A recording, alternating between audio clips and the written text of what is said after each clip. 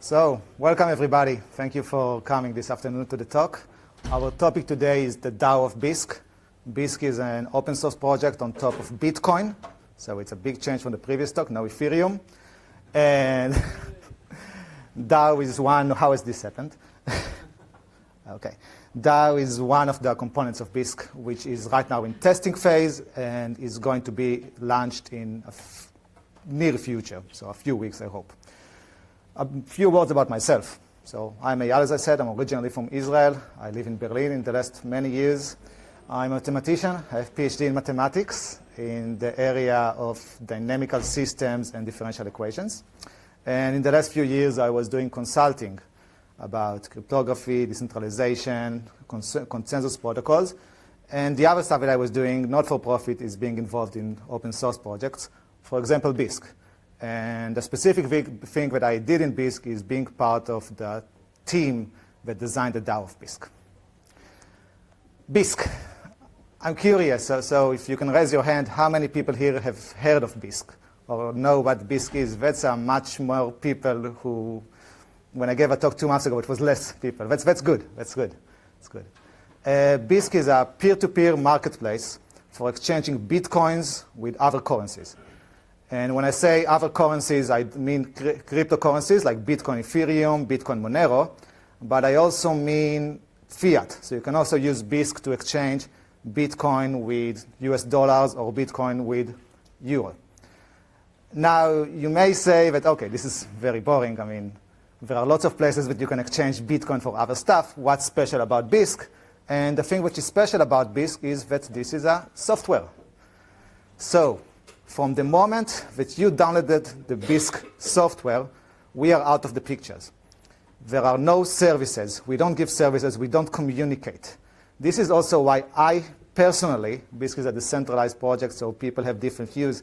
I call it a marketplace and not an exchange, because when you say an exchange, people think of very fast transaction, some operator that does something. Even in the decentralized exchange, usually the operator does something, and has a website, interface, something. We don't do anything. You download Bisq, and you're on your own, communicating in the peer-to-peer network with other people who download Bisq. So what does it give us? First, it gives us privacy. When you exchange something with somebody, the only person who knows that you did it is the other person. So it's not anonymity, because if you exchange Bitcoin and euros, somebody knows your bank account. It is a privacy, which means that nobody besides the sides who are in the deal know about it. The other thing that you get here is censorship resistance. So we are not part of the trade. We cannot do anything. We cannot censor you. And the third thing that you get is if the software is well written and the protocol is well designed, you get security, because your account cannot be hacked and exchange cannot decide that to lock your money. The other part of the talk is going to be DAO. So I don't think that I need to ask how many people here have heard about DAO, because this is a much more common concept in blockchain. DAO is a decentralized autonomous organization, and it has 3 parts. Organization is like, I think people know what it is. It's a group of people that decide to work together towards some common goal. And in the normal world, traditional world, non-blockchain world, usually if you're a group of people who decide to do that and you want some kind of security, you have to register yourself as an official organization with some legal jurisdiction. And this solution is great. I mean, it works very well. It's not always fit for some kind of new internet communities, because if you look at Bisq, we have people from all over the world. From the States, from Europe, from Israel, from other parts of the world. Some people I don't know where they are. Some people I don't know their real identity. If we decide to register a legal, like a traditional organization, it is unclear so much in which jurisdiction we do it. And the moment that we also choose a jurisdiction, it will kind of influences, give some people more control, because they will be closer geographically to this jurisdiction. The other thing, so what we try to do in a DAO, generally, in my point of view, is to take this legal framework and replace it with cryptography, decentralization, peer-to-peer network, and protocols. And then you may say, well, that's nice, I mean, to replace legal system with cryptography and protocols, but why do you need it? I mean, I just said that Bisq is an open source, non-profit project. We don't give a service. We make a software. We can just put it in the internet. We don't charge people to use the software. Why do we need it? And there are 3 reasons that we need a DAO. One of them is, though we don't have income, we still kind of have of internet assets. We have a domain name, we have social media account, we have an email. Somebody needs to manage that, and we want the people to manage that, not to steal it, and the DAO is one of the things we're supposed to ensure that. The other thing is that while the organization, the software is free, the organization doesn't give any service, there are people in the community who give services like mediation to other people in the community. And we want somehow to give the people who, so we want somehow give reputation, and the DAO ensures that. And the last thing, which is very important, is that, again, while it is free, it is also a software in a very charged area. And design choices of the software are important. I mean, if the developer makes the default, the developer has a lot of influence of how people use it. And we don't want one person or one small group to do the defaults. And the DAO is, again, one of the things that's supposed to decentralize this governance and decision-making process. So I would love to go straight into the DAO, because that's my passion. But I can't speak about the DAO of Bisq without speaking about Bisq. So part 1, Bisq. So I heard about Bisq like a long time ago, I think 2015, but I was not involved in any way. And then the first point that I got involved was a year and a half ago in this place. This is Paralelní Polis. It's a hackerspace in Czech Republic. This picture is cool, and I have to say that the building in reality is almost as cool. So the picture does it justice. They call themselves Institute for Crypto Anarchism. And once a year in October, they have a conference. So this conference is half technical, half political, half economical. I do not identify myself with any political point of view, but I go there because I get to see there lots of really interesting stuff. So there's lots of libertarianism there, and though I am not so much into that, I like to hear about it. I like to hear about all the alternative stuff. And a year and a half ago, there was a talk by a co-founder of Bisq. His name is Chris Beams. And I think the title of the talk was How to Bootstrap a DAO. Back then, I was doing kind of a side project of DAOs, which was never done like most side projects. But I had lots of thoughts about it, and I had lots of doubts. And I knew the problems of how difficult it is to make a DAO which actually works, scalable, functions, and all this kind of stuff. So I came to the talk, and next to me sat another Bisq developer. And during the talk, I got into what happens to me normally in technical talks. I get grumpy. Like he says something, and I'm like, no way, that's not work. And after the talk, I stayed talking with this Bisq developer. And though in general I'm a very nice, smiley person, when I get to kind of theoretical discussion, I become intensive. And sometimes it gets some people need sometimes to get used to it. And I think that I was very intensive with this guy. I was asking a question, but how do you do this? But this wouldn't work. Until at some point, he just told me, hey, man, you want to maybe look at our design papers and see what you think? So I took the papers. I went over it like for 3-4 days. Then I spoke with another co-founder of Bisq, Manfred Carrer. And we changed some things. We updated. A week passed by. We made a few more talks. A month passed. They asked me some questions. I gave some more input. And as time goes, I found myself more and more involved in the design and development of Bisq. And after 8-10 months, I think that I was already saying that I'm a Bisq contributor or a Bisq core developer, or however you want to call it. And I'm not telling this story just to show that I was in a cool place, though I was. I'm telling it because I think that like in FOSDEM, I meet people who are in an open source project and they know how you join an open source project. But then I also meet all the people who want to join, but they don't know exactly how you begin with it. So that's one way. You take some component which you like, you think about it, you speak. Slowly, you get into the community until eventually you are part of it. This is what Bisq looks like. It's a screenshot from the software. No surprises here. I mean, if you saw some kind of exchange or a place to buy and sell Bitcoin, that's more or less how it looks like. There are asks or bids. The difference begins in behind what happens behind the scene, because there is no server, there is peer-to-peer network, and also what happens when you actually do a trade, because there is no automation here. There is no operator that does automatic matching and makes sure that the money transfers, etc. You have to do it yourself. And what the Bisq software tells you is it tells you how to do that. So let's take an example. That's me. That's a picture of me that was drawn when I was 20 years old. I had already didn't have much hair, but I still didn't have a hat. And I want to buy Bitcoin. So I broadcast via the Bisq, like some kind of announcement that I want to buy Bitcoin, and then some internet stranger comes back to me. Now, I don't know what the internet stranger looks like, but I assume that he looks like this, because I don't trust internet strangers, and neither should you. We discuss, he took my offer, and we agree on some kind of exchange. I give him 100 euros. He gave me a 0.1 Bitcoin, which is a fantastic rate for me. So the internet stranger is actually very generous. And then we go to the Bisq software, and the Bisq software tells us actually how to do this transaction. So the first thing that I do is I put a tie, because I don't do business without a tie. And the second thing that we do is we go to the Bisq software, and we open a multi-sig account in Bitcoin. So the software actually has like a Bitcoin wallet embedded in. We usually use this one. And in the multi-sig account, we put, first thing of all, the amount here is not updated, so now the trade is a bit better for him. But we put the Bitcoin that he was supposed to sell me, which is now a bit less, which is not good, and security deposits.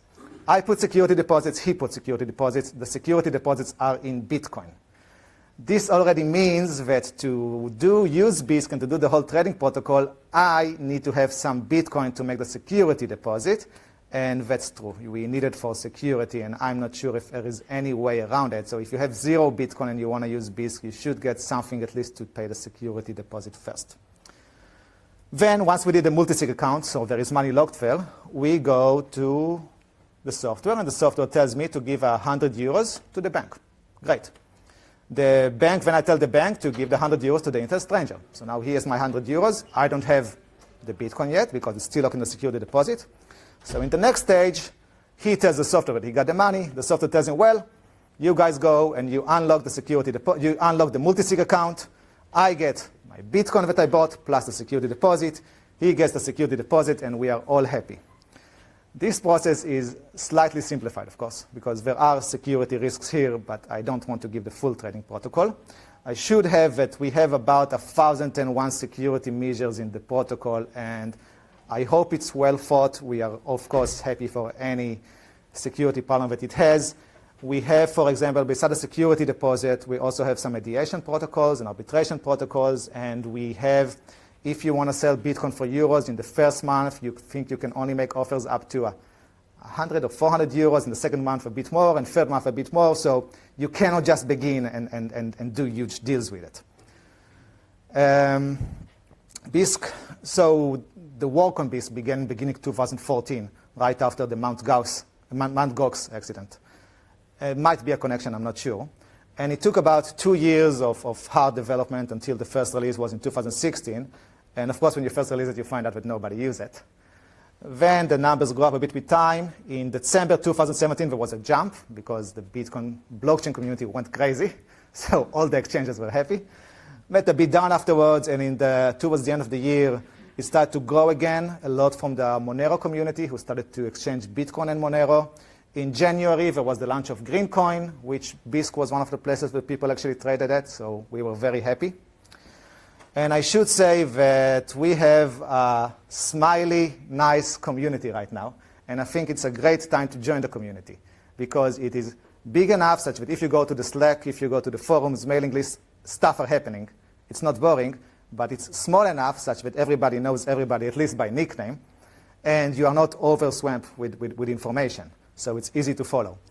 Bisq is written in Java, so Java developers, please come to our Slack and join the process. We need basically also non-Java developers. We need everything of everybody. So people who write documentations, who do social media, who do videos, everybody are welcome. We are a group of smiley faces. So please join us. So there is a smiley Bisq developer in the crowd right now. Now we can go to the DAO of Bisq, chapter 2.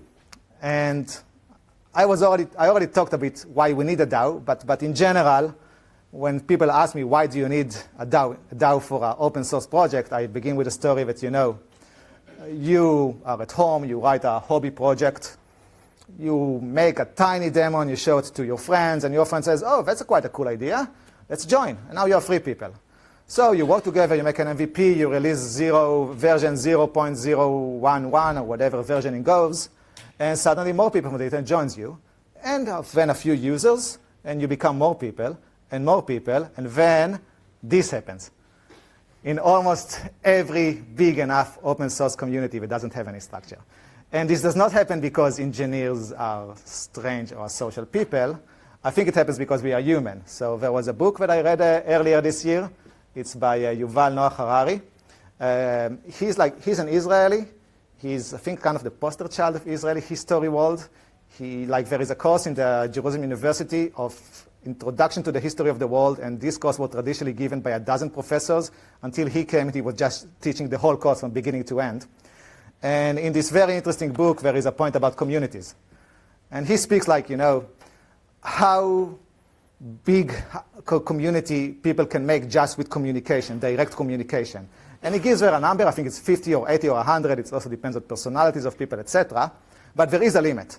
That when you reach to this limit, you need some kind of social structure, some institution, some stuff that people knows, a way to make a decision, a way to people to know that they belong to the same community, though they don't really never spoke to each other. And that's where you need a structure, a DAO. So not a DAO, an organizational structure. If we are a big enough community of developers, we can have a traditional organization. That's option 1. And I already spoke about it. It's a fantastic option. It's worked for many cases. I think that in the case of Bisq, it was actually caused problems because we are all over the place. And also, we don't have a bank account. An organization needs a bank account in some country. Who of us will do that? When I have to trust them, it's a bit of an issue. The other thing that you can do is just use an online platform, a service. So GitHub has an organization option, which we use, and it's good. And you can add to it more feature, and eventually you can really manage your project with voting or whatever the online platform offers to you, and it's okay. And I think in FOSDEM it's okay to say that my experience with online platforms is that it's good for a short while. So when I join a platform, some service, usually I'm happy for a month or 2, a month, half a year. Every service that I ever had, at some point I got annoyed by. They did something which I understood that I don't have control. They changed the terms of usage. They locked my account until suddenly they decided that I have to pay, and it was impossible to migrate. So I don't like platforms, but I use platforms because in the internet you cannot really do things alone nowadays. I cannot run my server at my home. But as a community, I think that you can be alone. So if you are many people, you can do stuff alone. So P2P network can be a bit like a server, and everyone does a few things, and you can really manage your internet stuff alone. So that's for me the DAO, the alone solution, or at least an effort. There are many ways to look at the DAO. So DAO is very popular right now in the blockchain world, and you go to different people, you got different definitions, and even I kind of always change here. How I look at it, it's all point of views, not one definition. I'm going to skip it because of time, and I'm going to go to what. So we have a DAO. What does the DAO does? For this, I have screenshots, which definitely could have been better from resolution, but I hope you see something. What you have here is people making compensation requests. The Bisq DAO has a token, and you use the token for governance. So for voting on the season, you need some kind of token. You get the token basically by contributing. So the more you contribute, the more you have, the more tokens you have, and the more tokens you have, the more you can vote. And this is compensation request. For example, this is me. You don't see, but here I am making compensation request for 100,000 Bisqs. And here, after the proposal stage is over in the DAO, people go to the voting stage and downvote my request because they don't want to give me 100,000 Bisqs, because apparently I tell more jokes than contributing. What else we do is we have kind of bundled rules. So this is all from the testnet. The data here is like fake. It's not live, but we have bonded rules. So like Twitter operator, mediators, community managers. If you want to be one, you make a bond in tokens, and then if you somehow misuse your trust, the community vote to take your bonds. So it's kind of supposed to make us a possibility to find people from the community who misuse the trust of stealing the Twitter account. We also can bond reputation. So if the internet stranger, for example, would give a big bond for his reputation, then I would feel a bit more secure to make transaction with him, because I know if he cheats me, I can go to the community and prove that he cheated me, and then they can take his bond for the reputation. So that's another thing that the Bisq DAO is supposed to do. And the last thing, which I didn't take a screenshot, I think, is a protocol parameter, which is super important, because we have a trading protocol and we want to update that. Right now, big updates are kind of a hard fork. People really have to reinstall the software. And if you just take parameters from the DAO, then it's all about voting, and nobody really makes a long decision. The community makes a decision, and things are being updated without a software update. Just the DAO is being updated. Nowadays, when people speak about DAOs, so there is this tweet from Alex van der Sande, I think from 2 weeks ago. He's a Ethereum developer, and this was a fantastic tweet. It's a series of tweets, and the first one says that 2019 might just be the year of the new DAO on Ethereum. I would like to highlight a few on-chain governance experiments that I'm excited about. And then he goes on for a few DAO stuff on Ethereum, and each one of them, in a really nice few lines, he kind of sums up what they do. We are not on Ethereum, and our governance, I'm not sure if it's called on-chain, but my point is that nowadays, when it comes to DAO, people are really curious about governance. So I have to speak about governance. It's another kind of part two. And the goal of Bisq is to have a meritocracy. So people who contributed to the community should make the decision. This is our definition of meritocracy. And the question is how you do that, how you make decisions. The answer is voting. How you decide who votes? Well, you do it by tokens. And who gets the tokens? You get token by contributing. I'm not going to speak much about tokens, because I saw so many very nice, great projects that once they entered the token, this was the only thing that they spoke about, and I don't like when it happens. So the last thing about the tokens is that you can also get tokens, so people can exchange tokens. And the question is, how do we do the exchange of the tokens? And what we do is kind of outsourcing. So we do colored coins on top of Bitcoin. I think that's it for about tokens. Tokens are necessary for us to know who can vote, and it's necessary for people to want to contribute and get compensated and maybe able to sell the tokens so they can get compensated in Bitcoin. I don't want to focus on tokens, because for me personally, it's not the main thing that I'm in the project or I'm into DAO. Sorry. So the third part is, how does the DAO work? There is implementation. And the most important thing about Bisq DAO is that it's a second-order DAO. So it's supposed to be more scalable. The question is, what do I mean by a second-order DAO? Because it is not a well-defined term. And one way to look at organizations for the purpose of this talk is a series of records, a series of decisions. And you can order the records. So this set of records was make first, and this second, and this, and this, and this. And in general, you have records plus some organization rules. That's a way that, for the purpose of this talk, I look at an organization. Now, if you took all of this thing and you put it on a blockchain, then you have an on-chain DAO, which is great, but not scalable. Plus, we use Bitcoin. We cannot put those things on Bitcoin. What we can do is put hashes on Bitcoin. Many hashes. Every hash of every proposal is put on Bitcoin. You can use op return to put hashes. The hashes of the votings are put of Bitcoins. This means that it's a lot of small transactions. So is it scalable? Kind of. It's more scalable. It's scalable enough. I mean, it's not going to be a method for Google, because Bitcoin has a finite amount of transactions that it can do. So for a huge organization, it won't work. If you now have 10,000 organizations using this method, it probably also won't work. It works for Bisq, for this stage and this size. So it's scalable enough for us. It's scalable enough for probably more 100 organizations like Bisq. Not scalable forever, but it's a first step.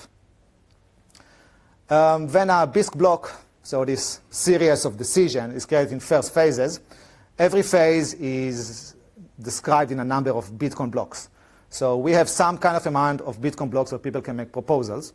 Then an amount of Bitcoin blocks when people have blind voting such that nobody can manipulate the results by looking at what other people do. And then there is the last stage of reveal votes. And the result of all of this is a Bisq block. The Bisq block, like the whole Bisq block cycle, takes about a month, more or less, depends on the Bitcoin exact block creation times. And it results in a new Bisq DAO block, where the information of the block is in the P2P network, and the hashes of all the information is to verify that in the Bitcoin. There is still a question of how do you do it, because how do you manage the votings? How do you know exactly which data is on the block? What happens, especially what is very dangerous, if somebody puts a hash on Bitcoin but does not publish the data on the Bisq P2P network? And for this, we do two assumptions in the design. One is that we can get the Bitcoin data. So everything which is on Bitcoin, we assume people can read and it's available. The other thing, we assume that stuff on the Bisq P2P network is available for people if a big amount of the participants of Bisq, of the P2P network, has it. So when we design the protocol, we have to make sure that if a big amount, that either that a big amount of people have the data, and then we know that like it's available for the rest of the community, or if people don't have it, then it's not so important. Let's go, still in this phase, let's look what happens. Like if I want to now make a proposal, compensation request or something, I hash it, I put the hash of the proposal on Bitcoin. So in the end of the phase, people go to Bitcoin and know exactly what they are supposed to vote on because there are like some amount of hashes.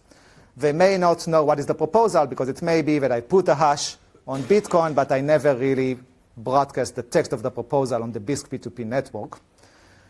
In this case, the default vote is no. So if people don't have my proposal, they will outvote it, and then it doesn't matter that other people will not have it in the future because it's not going to be part of the organization. Then, when this phase, proposal phase, is over, I go to the blind vote. I take all the proposals that I know from the Bitcoin, and I take the text that I got from the Bisq P2P, and I vote, and I encrypt my vote. I put the hash of the encrypt of the bot on Bitcoin. So then I know how many people voted. There is a risk here that I will not publish the encrypted vote in Bisq P2P. So maybe people will think that I voted, but actually they will not have the encrypted vote, and they will never be able to decrypt it and know what I wanted to do. Which is why in the last stage, we do two things. One, we put a decryption key on Bitcoin. So we do it in one transaction. We put a decryption key on Bitcoin so people can decrypt our encrypted vote. That's great. Second thing, we take all the encrypted votes that we got. We combine them together in one block. We hash it, and then we also put this hash on the Bitcoin. And then people can go and see which hash is the most, and this will be the hash of the block that most people in the Bisq P2P network has, which means the data should be available. It's, again, a slight simplification, naturally, of the full protocol. And if you want to read more about the Bisq DAO, there are two places to do that. One of them is the Bisq network/DAO. You get there all the information you want for people who are users, technical, not technical, links to technical documentation, long specification. And then there is my analysis, which I wrote independently, and I put on my GitHub. It's quite a high-level analysis, but not so long, I think 5 or 6 pages of the Bisq protocol. It's supposed to explain how it works and convince you it's safe. And I think that this would be it. So thank you for coming. Yeah, that's it.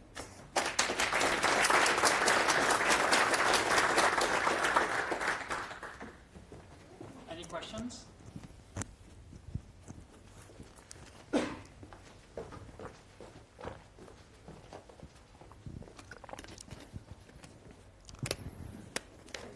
Hi.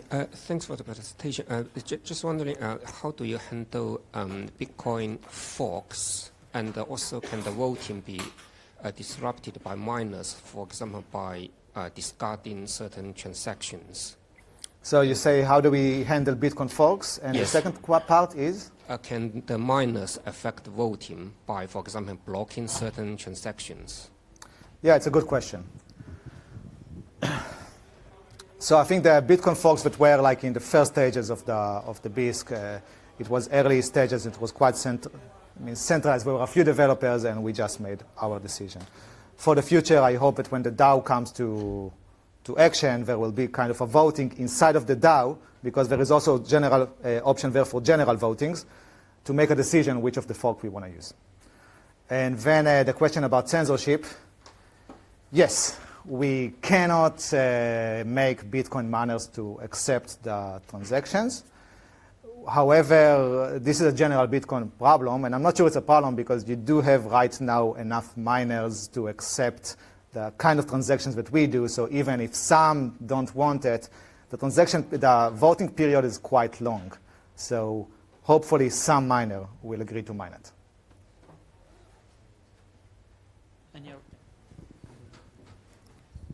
Hi.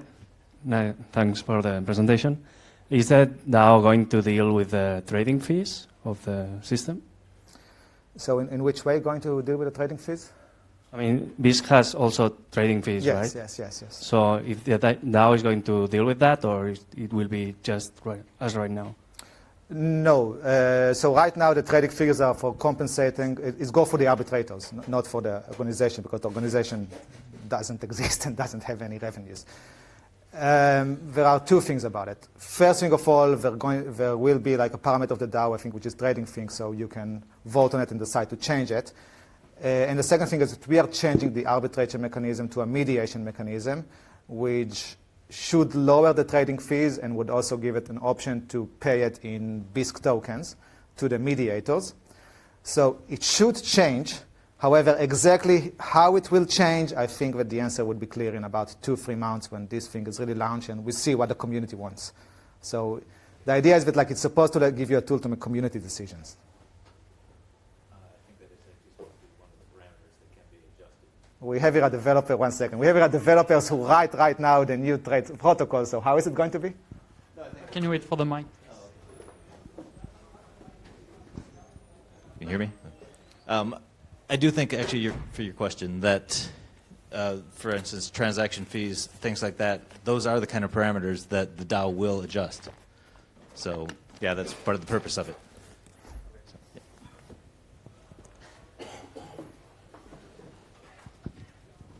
yeah. Any more questions? Yep. Thanks. I have the question, is there any mechanism to prevent someone from voting multiple times or buying tokens to vote with? So you can buy tokens to vote with. Yeah.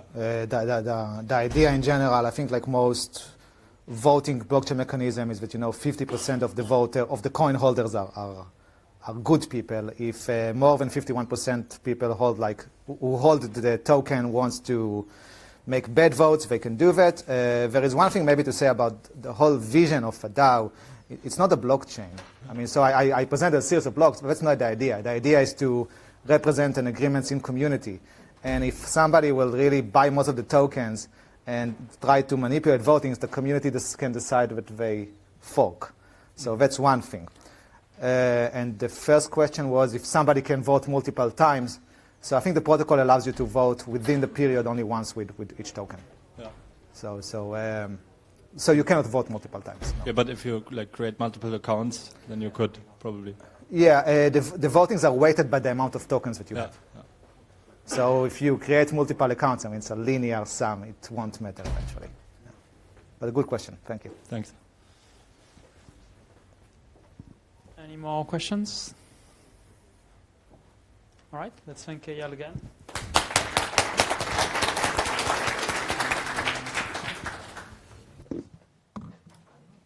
Thanks so much. Thank you. It's mute. Yep.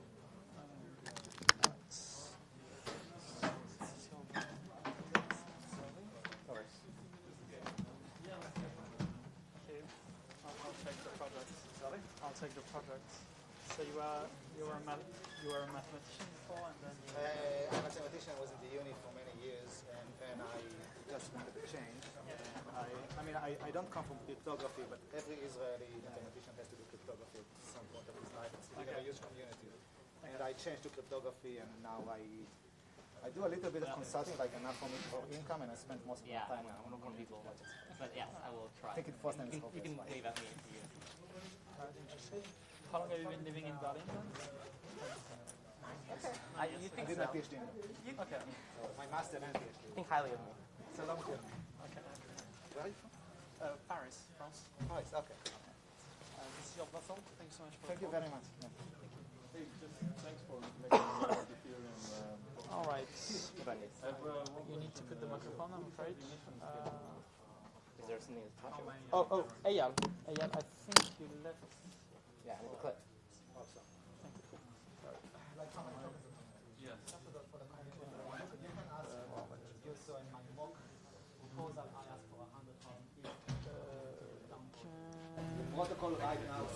Should I test?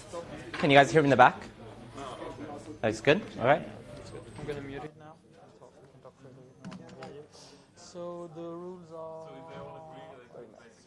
Okay, yeah. So you need to start on. You can't start before 50. You have a half an hour slot, which means 20 minutes for 20, 5 for questions, and then 5 to switch to the last speaker. If you want, I can give you a 5-minute sign. Yeah, sure. Okay.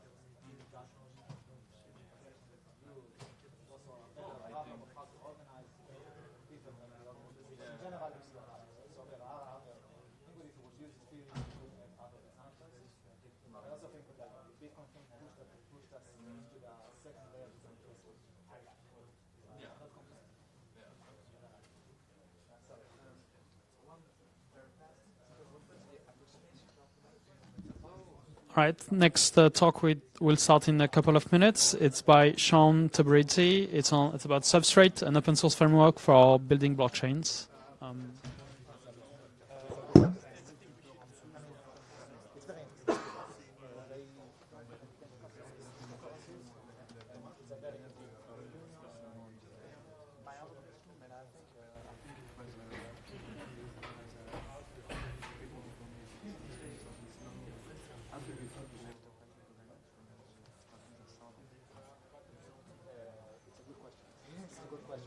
So it's more about it. So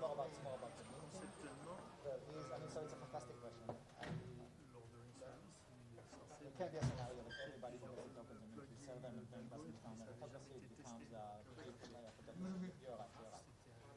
The thing is with the initial step that you begin with, it's only so we kind of use this algorithm with sections and we divide the tokens based on class between community members and partner contributors.